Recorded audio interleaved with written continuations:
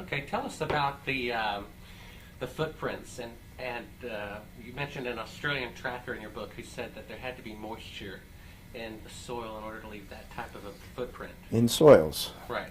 Okay. One of the other things that you'll find in every moon picture you ever look at from the Apollo landings is footprints in fairly deep dust. Now, the prints are extremely clear and they're ridged, and yet they'll swear to you that they only sank into the dust 1/8 of an inch, and yet when you look, your eyeball can see that they had really big cleats on their rubber type sneakers, and that they had to be in deeper than that because the print's totally clear. So the 1/8 of an inch is the biggest 1/8 of an inch I've ever seen. The other thing is they claim that the moon is bone dry, which it should be because of the vacuum and the temperatures that it hits. In even a partial vacuum, the boiling point of water drops like crazy. On the moon, water just cannot exist. No matter what they're telling you now about polar caps here and there, water itself cannot exist. The first time the sun gets anywhere near it, it will boil right away, immediately. The pressure is 0. So again, on this putting footprints in totally dry dirt it's not found here on Earth.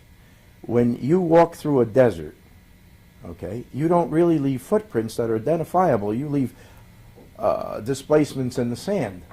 But a donkey could have done it, a man could have done it, anybody could have done it. You have to be near some wet dirt or wet sand before you leave real footprints. Right at the edge of the water in the ocean, if you have some fine sand there, you can leave your full footprint, arch and all. But if you get up the beach where it's dry, even 5-6 feet, what do you leave? You leave a pockmark in the sand. So there are artificial things that will take that are seemingly dry that will take a clear impression. But I don't know if I've never seen any soil that would happen in. And a fan of mine from Australia who's a tracker read the book and he said, you're absolutely right. When it's dry, you can't tell what you're tracking. It's very difficult. Of course, you can tell a camel, which they have in Australia, from a small marsupial or something. But until you get to some soil that's got at least a hint of water in it, you can't tell. So if that's the case, how did they leave these crystal clear footprints? And the other thing that began to really bother me is the fact that these lunar landers, LEMs, weigh 33,000 pounds. They float down to the moon on one single central jet, and that jet does not blow a crater. It doesn't even sweep away this loose dust. How can that be? You can take a common leaf blower, you get a 1/2 pound of pressure out of the thing, that's maximum, and you can dig a hole in sand, a real crater.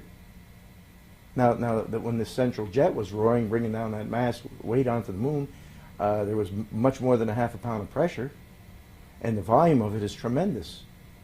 That bell is like 2-3 feet across, the nozzle of this engine.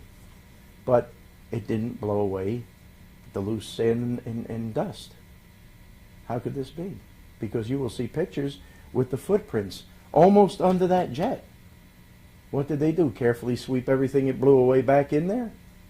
You know, you can't do that. They didn't carry a broom with them.